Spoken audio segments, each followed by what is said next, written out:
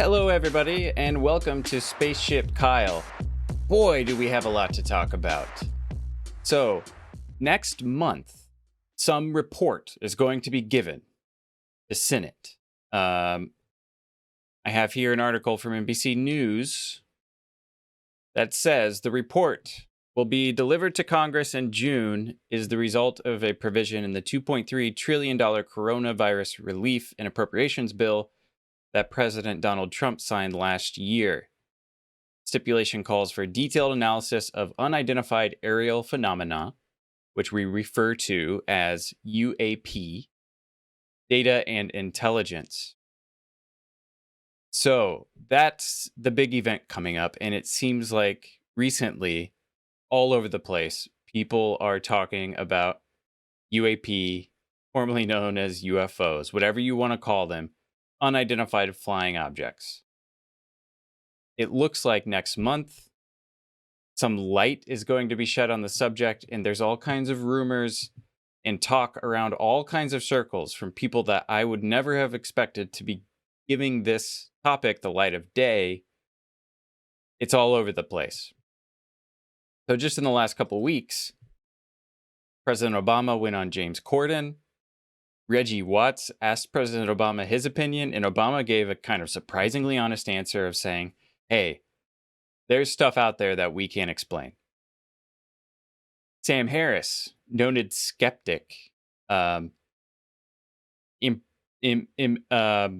empirically minded person who, has a scientific mind, is a skeptic, likes to see evidence for things. He talked on Lex Friedman's podcast about how he's heard things from potentially credible sources, sources in his circle saying the conversation is about to change. Biden was asked about it. He kind of brushed it off. Not very cool of Biden. All these other people, former President Obama, are being a little bit more honest about it. This whole thing came out of the stimulus package passed by President Donald Trump. We'll see what happens here when this stuff is revealed next month, whatever information these agencies may have. And it seems like the conversation is open. People are interested in it. People are talking about it who maybe before may not have been willing to. So what's going to be disclosed? We know a few things, kind of. Of course, the big video of the moment is this video captured from I think it was 2017 or so that got leaked a while back, and then a little over a year ago, the Pentagon actually said, yes, whatever you're looking at, it is real. Not a hoax. These are things that we've noticed. It is going on. So that was about a year ago. And the conversation is kind of ramping up, I think, in anticipation for whatever this presentation is going to be to Congress. So you've probably seen this video. We can give it a quick revisit here. This device, or this vehicle, whatever you want to call it, was spotted by Navy aircraft. And they have video from their targeting systems of this thing moving around, defying all known laws of physics, apparently. Dipping in and out of existence, apparently. There's other videos of things like this going in and out of the water. They can go against the wind. They can move at seemingly impossible speeds. They can make all kinds of maneuvers that have never been seen before. So people are amped up. If you're like me, you've been interested in aliens your whole life, but maybe been a little too ashamed to talk about it in public. You don't bring it up around everybody. A little bit of a taboo subject. People might kind of think you're joking. If you take it too seriously, they might kind of write you off as a weirdo. This is exciting to see. No matter what comes out of it, it may be a heavily redacted report that's presented next month that doesn't really reveal anything interesting. But right now is an exciting time to speculate and to think that we might be alive in the moment when some other life beyond what we know. You can say extraterrestrial, you can say extra dimensional, you can say whatever, an intelligent force potentially that we have yet to encounter on this level and on this scale. We may be approaching that happening. That's incredible to me. I really, of course, yes, I hope that it happens. I'm totally biased here. If you're looking for hard science, this isn't the video. But if you're looking for some speculation on, okay, here's where we are now, here's where we stand, what are some things that we see the potential of being brought to our awareness next? So that's kind of the where we are. We saw the clip, we've seen the clips. So what's next? Fran Blanche on YouTube posted a really interesting video, about 30 minutes long, where she's talking about her experience as a scientist and as a person who was really into UFOs in her younger years.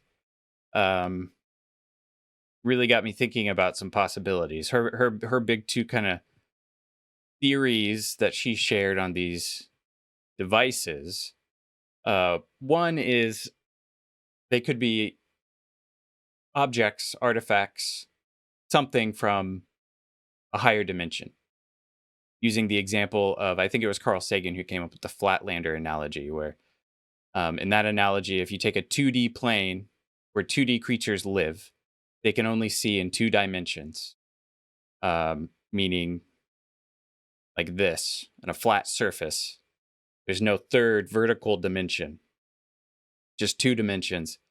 They couldn't see 3-dimensional creatures like us. They would, and the only way we could really interact with them, for them to see us, would be if we went through their 2D plane somehow. And if you could break into their plane, they would see basically segments of your, let's say we're giants and we're sticking our fingers in, they would see little 2-dimensional cross sections of our fingers. That's one theory of what these craft are. They're actually just little snippets of something from another dimension dripping through into our dimension. And that's why they can come and go and appear and disappear. Sometimes they may change size and shape, that sort of thing. So that's one theory. That's interesting. With how these things move, and again, yes, this could be wishful thinking. They appear to, from what we know so far, and apparently the military has decades of data on this stuff. So the stuff that we've seen is really like the tip of the iceberg. But the way these things move and maneuver oftentimes appear to be evasive. So our Navy aircraft might notice the object off in the distance and approach it, lock onto it, and the object moves evasively. So it obviously doesn't just stay where it is. So you can't get up to it and get a really good look at it. It's always moving around, either avoiding the aircraft, maybe flying around, maybe teasing, toying with the aircraft. Who knows? But that leads me to think, these things could be controlled by something or somebody. So who is that something or somebody is obviously the really interesting question. If this just turns out to be an inanimate object, even if it's from another dimension, that's exciting, that's cool.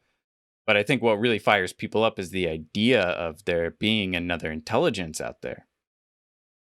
So what's another option? If it is an intelligent force, Fran Blanche talks about, which I think is really interesting, this idea that, okay, maybe what we're looking at is a wormhole that can be controlled by an intelligence. And we're actually seeing the wormhole with a craft or device or some kind of an observational deck or system on the other side of the wormhole. And the wormhole is what's moving around in impossible ways through some kind of controlled maneuvering process. And then instead of shipping these aliens, instead of them shipping themselves across the universe or whatever, they're on the other side of the wormhole and they can see through the wormhole. And if we get too close to the wormhole, or they, for whatever reason, they don't want us to see them anymore, they can just flip it off. And that's why these things can come in and out of existence pretty much from our perspective. So I think that's really fascinating. I started reading about Alcubierre drives, which are warp drives, basically.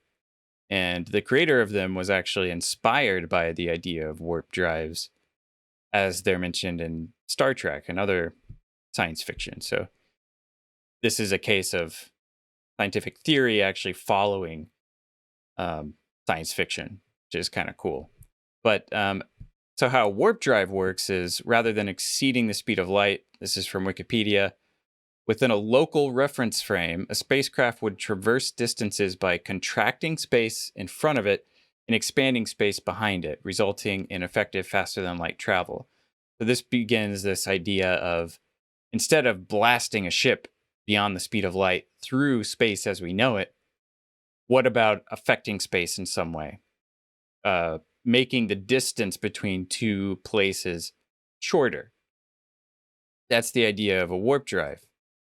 And then what Fran Blanche talked about is kind of expanding on that, where you're not just going fast, you're not just transporting something, you are manipulating space and time around your point of view. And that's how you're getting around, which kind of works around, continuing on Wikipedia.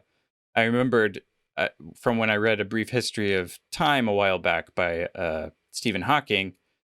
He talks about wormholes and time travel a little bit, and I remember it causing me to think about this subject a bit. Basically, in that book, he says that he talks about how research demonstrated that such a wormhole, even if it were possible for it to form in the first place, which, okay, forming a wormhole is going to take an enormous amount of energy, even just if we're just peeking through it. That's one hurdle in this whole thing, but we're talking about potentially intelligences that we can't even fathom. So the wormhole would not allow any material to pass through before turning back into a regular black hole. The only way that a wormhole could theoretically remain open and thus allow faster than light travel, or time travel would require the existence of exotic matter with negative energy density, which violates the energy conditions of general relativity. So from what we know and understand, actually sending something through a wormhole is impossible. Maybe these things are going to completely shift our total understanding of everything on its head. That's very possible. But the idea of the object still being on the other side and just using it as a frame of reference, I think, is really fascinating and exciting. And it starts to put it in terms where, okay, maybe this could be what people are saying it is. It's crazy. So that brings me to kind of the last topic for this video. Kind of our whole paradigm and idea and how we picture space travel. You think about Star Trek, where they're in a big ship and they have a whole crew and they're just floating around in space looking for stuff. Or you think about Luke Skywalker when he goes to Dagobah to see Yoda. He gets into his X-Wing. He's like, let's go. We're going on a space road trip. And he's just sitting in his X-Wing for sometimes days traveling across space.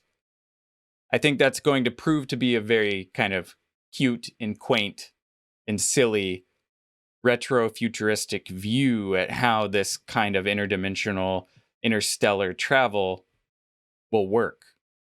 That's how we went to the moon, because it's the closest foreign body to Earth. But once you start talking about distances like Mars and beyond, talking about years just to get there in space. So these higher intelligences, I don't think they're sitting in their little flying saucers and going on months-long journeys just to come, dissect cows or whatever they're doing here. I think most of the time they're observing from their office, wherever they sit, whatever they do, whatever their reality is like, they're observing from that viewpoint. And I mean, you think about drones and autonomous vehicles and things, it only makes sense that if they're that advanced, they're not loading up a crew into a spaceship and sending them here. Somehow they're observing without really having to physically move themselves.